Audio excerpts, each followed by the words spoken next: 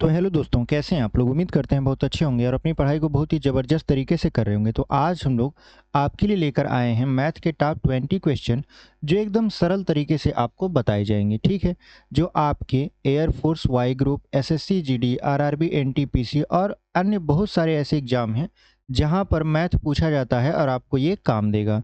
तो चलिए हम लोग फटाफट से अपने क्वेश्चन को सॉल्व कर लेते हैं और एकदम सरल तरीके से बताएंगे कि ये प्रश्न अगर एग्जाम में आ जाएं इस तरीके के, तो आप इसे कैसे सॉल्व करेंगे। तो चलिए हम लोग पहला प्रश्न देख लेते हैं। देखिए, हमारा जो पहला प्रश्न रहने वाला है वो कुछ इस तरीके से है कि मेरे पर्स में 1/5 हिस्सा निकालने के बाद, यानी मेरे पर्स से 1/5 हिस्सा निकालने के बाद शेष 1/12 हिस्सा 7.40 रुपया निकला। पर्स में शुरू में कितने पैसे थे? यानी हमारे पास एक पर्स है। ठीक है, हमारे पास क्या है? एक पर्स है। पर्स में कुछ रुपया था, लेकिन कह रहा है कि अगर 1/5 हिस्सा इसमें से निकाल लिया जाता है तो जो शेष बचता है उसका 1/12 हिस्सा कितना है? 7 रुपया और 40 पैसा। तो हम कहेंगे कि ये शेष है। कितना है ये? शेष है। शेष 1/12 जो है वो है 7 रुपया 40 पैसा के बराबर। यानी 1/12 जो है वो है आपका 7.40 के बराबर। तो आप कहोगे एक कितने के बराबर होगा? तो 12 का इसमें गुणा करा दोगे तो 12 चौक 48 और 12 सते 84, 84 और 4 कितना हो जाएगा? 88 और एक अंक पे दशमलव। यानी जो शेष राशि बची है पर्स में वो है आपका 88.8 रुपया। ठीक है, अब 1/5 भाग निकल गया था तो शेष पर्स में कितना भाग अभी बचा है? तो आप कहोगे एक भाग में से 1/5 को घटा दीजिए तो बचा है आपका 4/5 भाग, यानी 4/5 भाग अभी शेष है। तो कहने का मतलब ये है कि 4/5 भाग जो है वो 88.8 रुपया के बराबर होगा, क्योंकि ये शेष है और ये भी शेष है। अब आपको क्या करना है? 4 से इसको काट देना है तो यह जाएगा 4 दूना 8, 4 दूना 8, फिर 4 दूना 8, फिर 1 बराबर 5 का इसमें गुणा करवा देना है।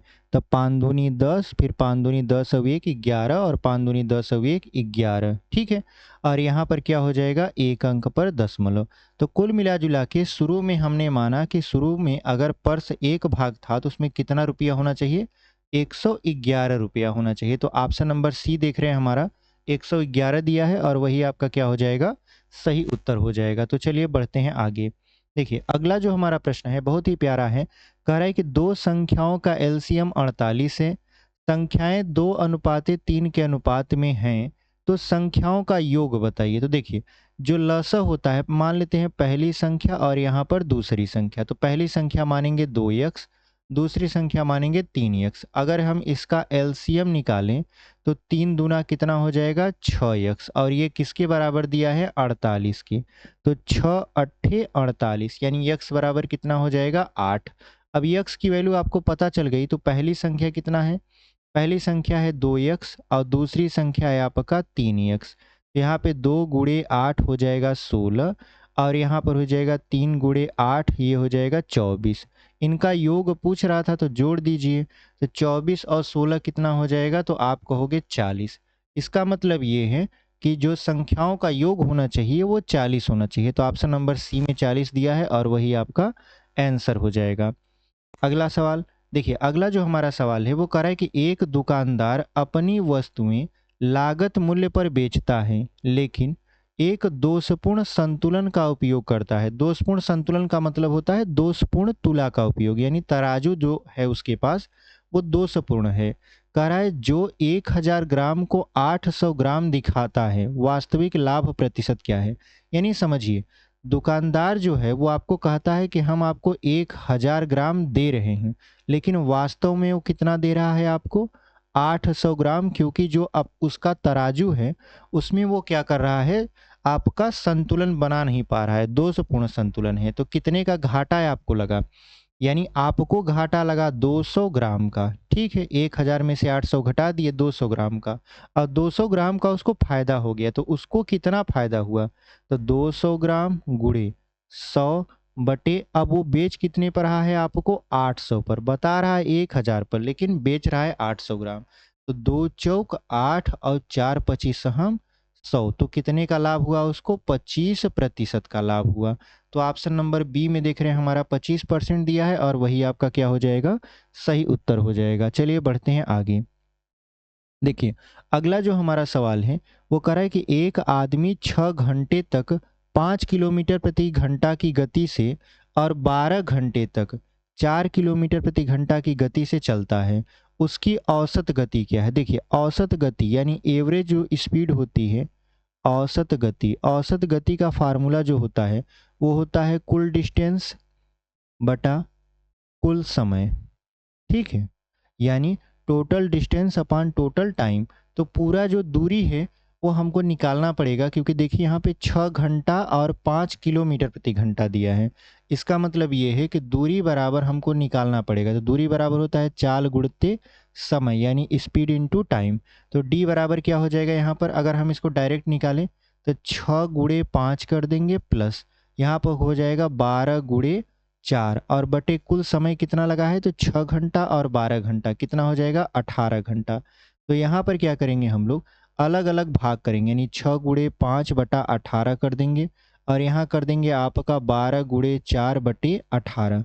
अब इससे फायदा क्या होगा कि 6 से 6 एक कम 6 और 6 त्रिक 18 हो जाएगा। अब यहाँ हो जाएगा 6 दूनी 12 और 6 त्रिक 18। यहाँ बचा कितना? 5 बटा 3 और यहाँ बचा 4 दूना 8 बटा 3। तो यहाँ पर क्या हो जाएगा?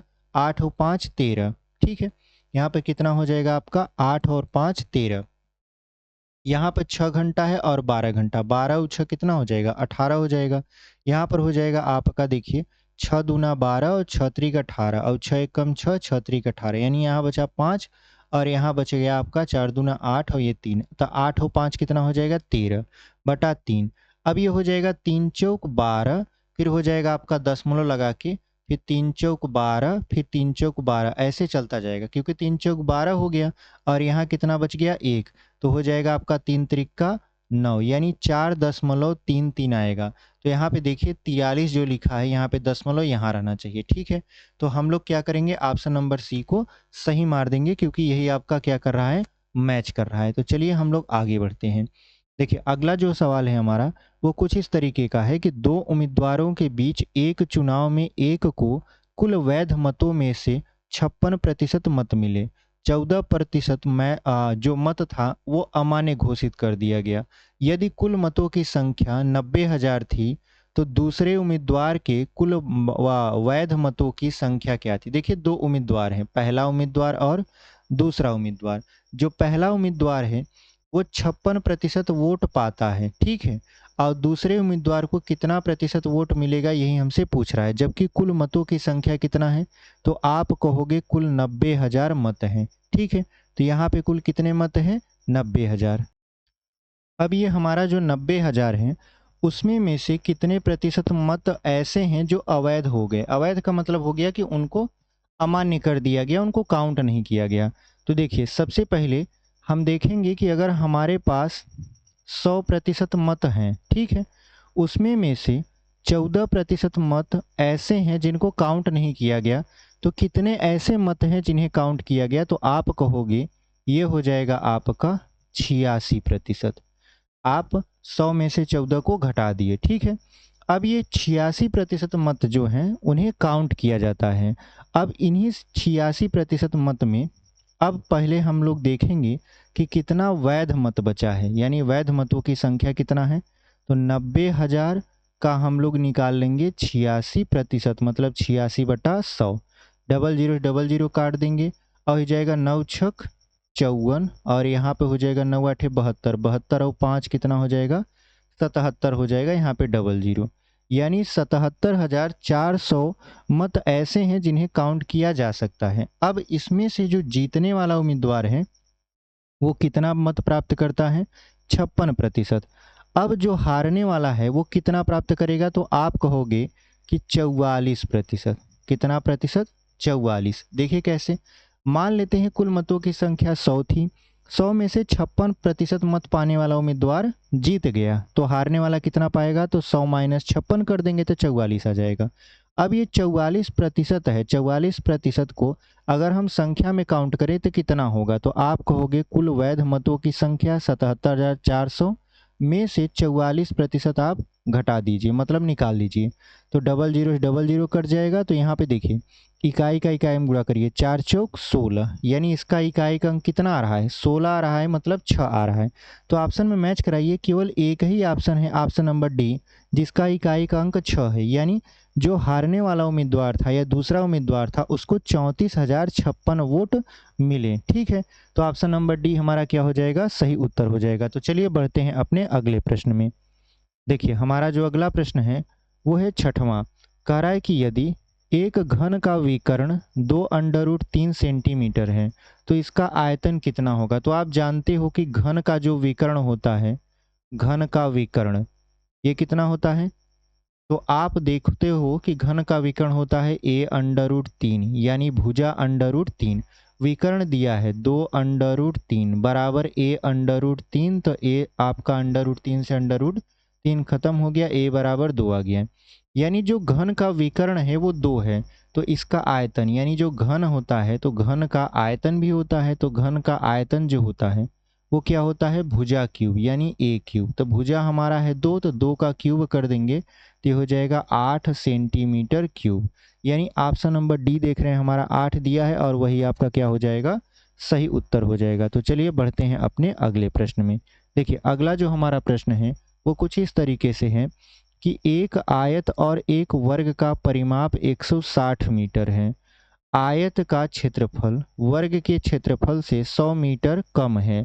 आयत की लंबाई क्या है, यानी 100 वर्ग मीटर कम है। तो देखिए दो तरीके का हमारा चित्र है, मतलब एक आयत है और एक वर्ग है। इसमें कह रहा है कि अगर हम आयत की भुजा मान लें यक्स और वाई, और वर्ग की भुजा मान ले ए, तो कह रहा है कि आयत का परिमाप निकाल लीजिए और वर्ग का परिमाप निकाल लीजिए, दोनों 160 मीटर हैं।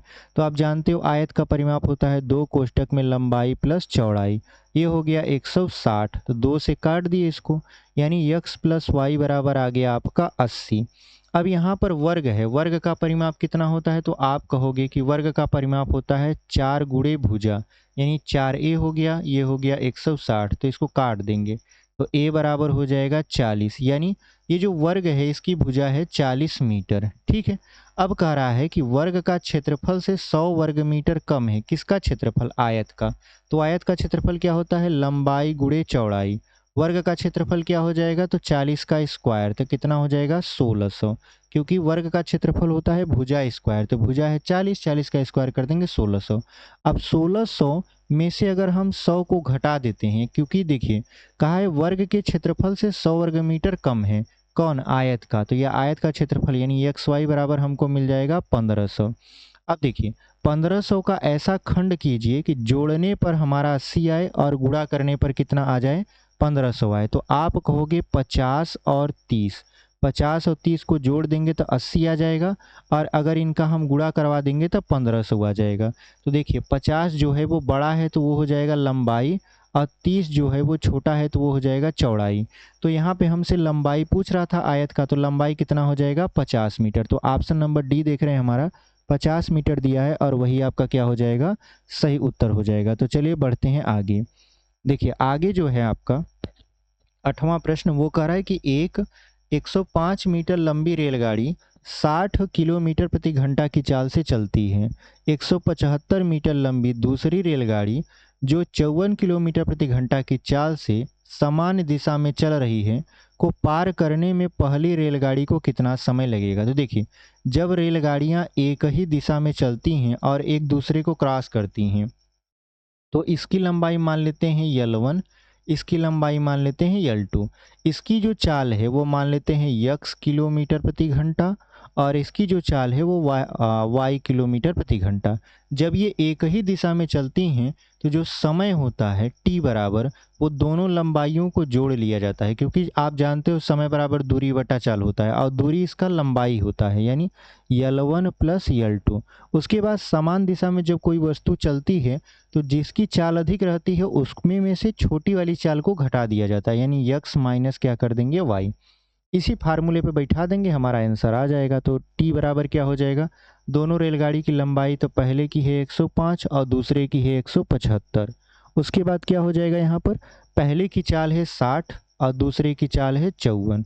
अब चूंकि ये किलोमीटर प्रति घंटा में दिया है तो इसको मीटर पर सेकंड में बदलने के लिए 5/18 से गुणा भी कर देंगे। तो यहाँ पे t बराबर अब कितना हो जाएगा, तो 105 और 175 जोड़ेंगे तो हो जाएगा 280। ठीक है, क्योंकि 75 और 5 80 और 100 200।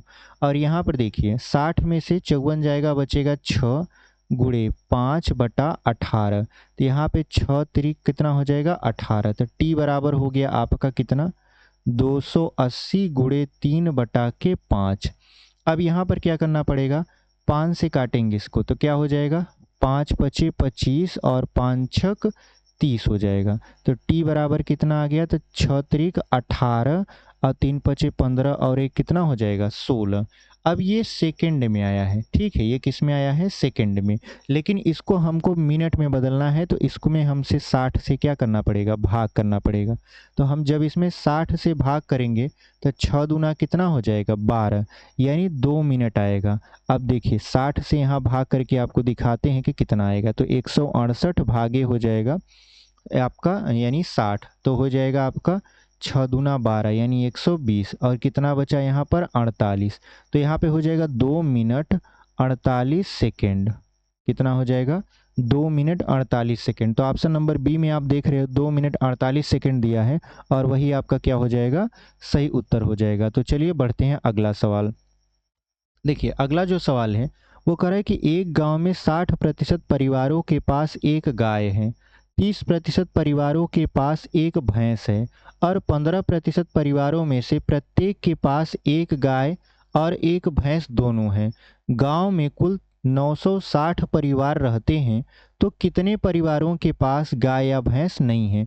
तो आप समझिए 60% गाय हैं, ठीक है, परिवारों के पास, और 30% भैंस है और 15% दोनों हैं। तो सबसे पहले हम लोग निकाल लेंगे कि दोनों किसके किसके पास नहीं है। तो यहाँ पे देखिए 15 आपका 30 में से 15 जाएगा 15 हो जाएगा और 15 को 60 में जोड़ेंगे तो कितना हो जाएगा 75। ठीक है, यानी 75% ऐसे लोग हैं जिनके पास कुछ न कुछ है। तो कितने प्रतिशत ऐसे लोग हैं जिनके पास कुछ नहीं है। तो आप कहोगे 100 में से 75 को घटा लीजिए तो कितना हो जाएगा ये 25%।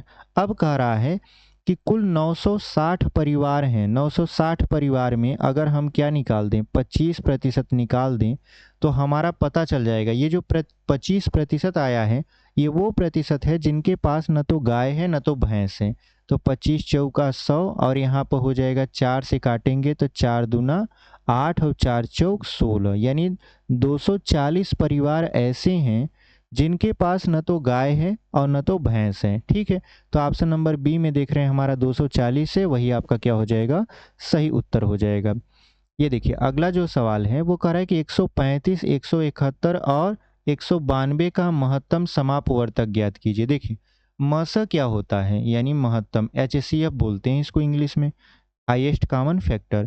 तो मस क्या होता है कि वह बड़ी से बड़ी संख्या जो दी हुई संख्याओं को पूर्णतः विभाजित कर देता है मस कहलाता है। तो हम लोग ऑप्शन से इसको चेक करेंगे क्योंकि लगाने जाएंगे तो बहुत ज़्यादा टाइम लग जाएगा। तो क्या 8 135 को काट पाएगा, नहीं, इसका मतलब ये ऑप्शन नहीं होगा। 10 135 को नहीं काट पाएगा। 9 5 3 8 1 9, यानी इनके अंकों का योग 9 से कट जा रहा है, मतलब 9 से तो ये 135 कट जाएगा। यहाँ पे 7 1 8 और 1 9, ये भी 9 से कट जाएगा। 9 2 11 1 12, ये 12 आ रहा है अंकों का योग। तो 12 अंकों का योग 9 से नहीं कटेगा, मतलब 9 भी आपका ऑप्शन में नहीं होगा। तो कौन सा ऑप्शन बचता है, केवल एक ही ऑप्शन बचता है, ऑप्शन नंबर डी। तो यही हमारा क्या होगा सही उत्तर होगा। चलिए आगे देखिए अगला जो क्वेश्चन है हमारा वो कह रहा है कि वह सबसे बड़ी संख्या ज्ञात कीजिए जिसे 310, 550 और 700 आपका 28 से विभाजित करने पर समान शेषफल बचता है। तो ऐसे प्रश्नों में क्या किया जाता है कि अगर हमारे पास 3 संख्या दी है और समान शेषफल बचता है, ऐसे प्रश्न पूछे तो इसमें मस निकाला जाता है। लेकिन मस कैसे निकाला जाता है, पहले आप बड़ी संख्या में से, यानी पहले आप b माइनस ए करेंगे, फिर c माइनस बी करेंगे, फिर आपका c माइनस ए होगा। ये जितना आएगा इसका, यानी ये जो आएगा इसका हम लोग क्या निकालेंगे मस निकालेंगे और वही हमारा क्या होगा सही उत्तर होगा। तो सबसे पहले हम लोग क्या करते हैं कि 310 है, 550 है और 728 है। तो सबसे पहले हम लोग 550 को 310 में से घटा लेते हैं, यानी हम लोग b माइनस ए करते हैं, तो यहाँ बचेगा 40, यहाँ बचेगा 240 आ गया। फिर हम लोग 728 में से 550 को घटा लेते हैं, तो यहाँ बचेगा 8, 15 आपका, यहाँ बचेगा 12 में से 5 गया 7 और यहाँ बच गया 1, 178 हो गया। फिर हम लोग 728 में से ही 310 को घटाते हैं, यानी c माइनस ए करते हैं, यहाँ पे 8, यहाँ पर हो जाएगा 1, यहाँ पर हो जाएगा 4, यानी 418। अब ये जो संख्या 240 यहाँ पे आपको लिखा है 240, 178 और आपका 418, ये तीनों संख्या किस संख्या से यहाँ पे कटेंगी? तो यहाँ पे देखिए ये 22 जो है आपका, ये 22 जो है आपका 11 और 2 से कटेगा कोई संख्या तभी कटना चाहिए, तो 11 से तो ये इसमें से कटेगा नहीं, यानी वह छोटी से छोटी संख्या अगर ऑप्शन में देखें तो आपको 2 नज़र आ रहा होगा, यानी 2 से 240 भी कटेगा, 178 भी कटेगा और 418 भी कटेगा। इसका मतलब ये है कि जो इसका वह बड़ी से बड़ी संख्या 2 होगी जो इन संख्याओं को पूर्णतः विभाजित करेगी। तो ऑप्शन नंबर ए आपका क्या हो जाएगा? सही उत्तर हो जाएगा। तो चलिए बढ़ते हैं अपने अगले प्रश्न में। देखिए अगला जो प्रश्न है वो कह रहा है कि एक 335 मीटर लंबी रेलगाड़ी 18 सेकंड में एक खंभे को पार करती है, तो रेलगाड़ी की गति किलोमीटर प्रति घंटा में ज्ञात कीजिए। देखिए इस तरीके का मान लेते हैं एक खंभा है, इसको हमारी रेलगाड़ी पार कर रही है। तो देखिए जब रेलगाड़ी खंभे को पार करती है तो वह अपनी लंबाई के बराबर डिस्टेंस को कवर करती है। तो हमको जो डी है यानी डिस्टेंस है वो 335 मीटर लेना है, जो कि आपका रेलगाड़ी की लंबाई है। तो हमको पता है कि चाल बराबर यानी स्पीड बराबर क्या होता है? Distance upon time. तो डिस्टेंस हमारा पता है 335 बटे टाइम, टाइम कितना है? 18 सेकेंड। अब इसमें हम लोग क्या करना है, क्योंकि इसको किलोमीटर प्रति घंटा में बदलना है, अभी ये मीटर पर सेकेंड में है, तो यहाँ पे हमको 18/5 से गुणा करना पड़ेगा। तो 18 से 18 खत्म हो गया। अब 5 से काटेंगे तो 5 छक 30 और 5 सते 35, कितना आ गया आपका? 67 किलोमीटर प्रति घंटा।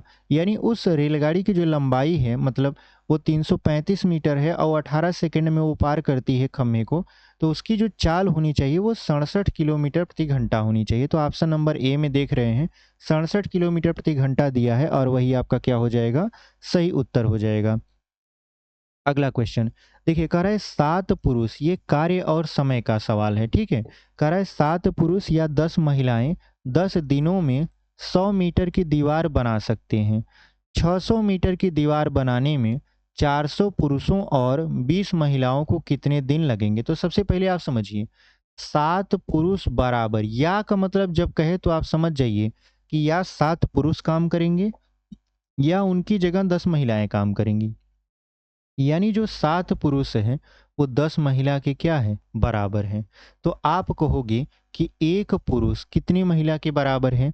तो 10 महिला बटे 7 हो जाएगा, ठीक है। अब यहाँ पर देखिए कि 7 पुरुष 10 महिलाएं, 7 पुरुष या 10 महिलाएं 10 दिनों में क्या करती हैं? 100 मीटर की दीवार बना सकती हैं। तो यहाँ पर हम एक पुरुष निकालें इस वजह से कि देखिए यहाँ पे पुरुष और महिला दोनों दिया है, यानी 14 पुरुष प्लस 20 महिला उस काम को कितने दिन में करेंगे? तो ये बताइए एक पुरुष कितने के बराबर है? 10/7 महिला के। तो 14 पुरुष कितने का हो जाएगा? तो 14 गुणे यहाँ पे कर देंगे 10/7, तो 7 दूना 14, 10 दूना हो जाएगा यहाँ पर 20 महिला, यानी 20 इधर 20 इधर, कुल कितनी महिलाएं हो गई?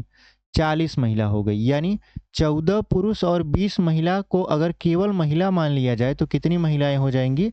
40 महिलाएं। अब देखिए हम ऐसा क्यों किए हैं, क्योंकि आप जानते हो कि यम1 व्यक्ति D1 घंटा मतलब D1 दिन में H1 घंटा प्रतिदिन काम करके अगर W1 काम करता है, तो इसी तरीके से यम2 व्यक्ति D2 दिन में H2 प्रति घंटा काम करके W2 वर्क करेगा।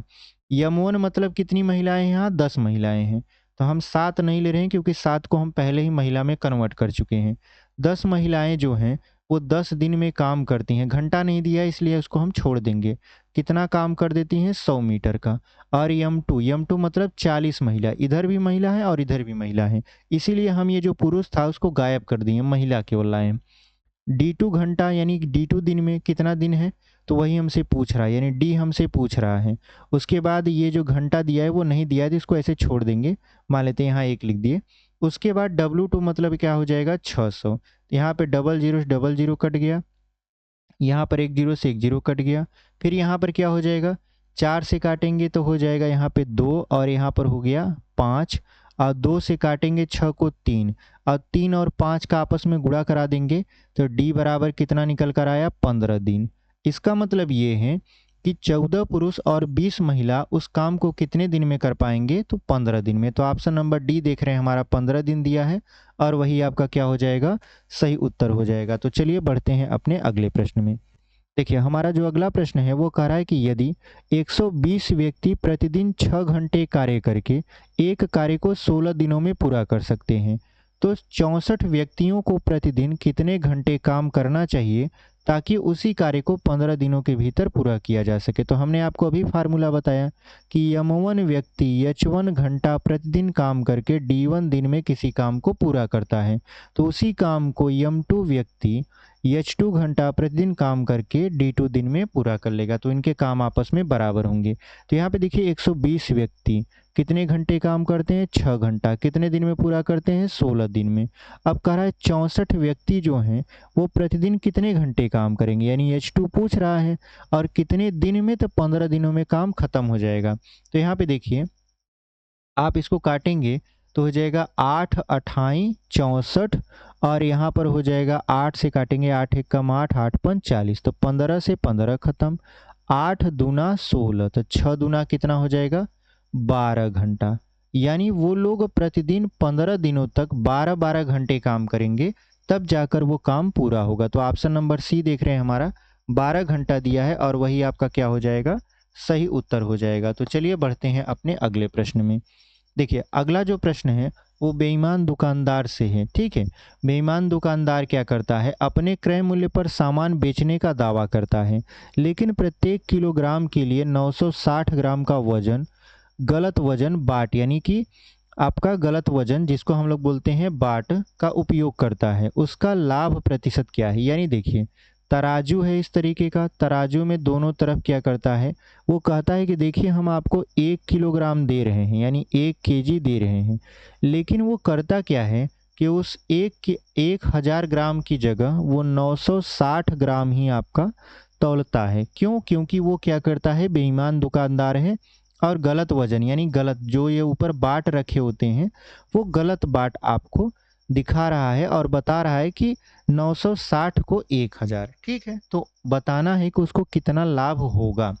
तो आप समझिए कि आपको मिलना चाहिए था 1000, लेकिन वो दे कितना रहा है, 960, तो कितने का घाटा हुआ आपको, 40 ग्राम का, और उसको कितने का फायदा हुआ, 40 ग्राम का, ठीक है। तो ये हो जाएगा 40 गुणे 100/960, ये क्या निकाल रहे हैं हम लोग, लाभ प्रतिशत निकाल रहे हैं, यानी लाभ गुणे 100 क्रय मूल्य। अब यहाँ पर डबल जीरो, एक जीरो से एक जीरो कट जाएगा, 4 से काटेंगे तो ये हो जाएगा 4 दूना 8, 4 चौक 16, यानी ये हो जाएगा आपका 100/24, तो 4 पच्चीस हम 100 और 4 छः 24। अगर इसको फिर से सरल करें तो 6 चौक 24 बचेगा 1/6%, यानी उसको कितने का लाभ हुआ, तो आप कहोगे 4 सही 1/6% का, ऑप्शन नंबर बी में आपका दिया है।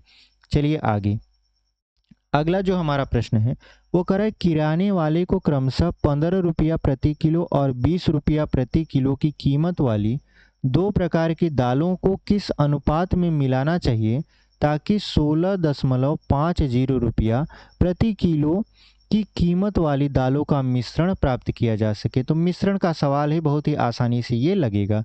देखिए ऐसे सवालों में क्या किया जाता है, जब दो राशियां लिखी होती है तो उसको लिख लिया जाता है इस तरीके से, और ये जो राशि दी होती है इसको बीच में लिख दिया जाता है।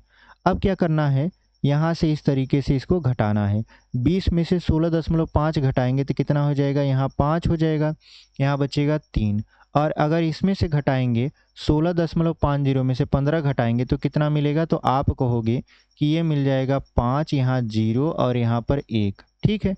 तो अब ये हो गया आपका दशमलव से दशमलव खत्म, यानी अगर इसका अनुपात निकालें तो ये हो जाएगा 35:15, काट देंगे तब 5 सते 35 और 5 तिहाई 15, यानी कितना अनुपात आया, 7:3। तो ऑप्शन नंबर सी में देख रहे हैं 7:3 दिया है, और वही आपका क्या हो जाएगा, सही उत्तर हो जाएगा।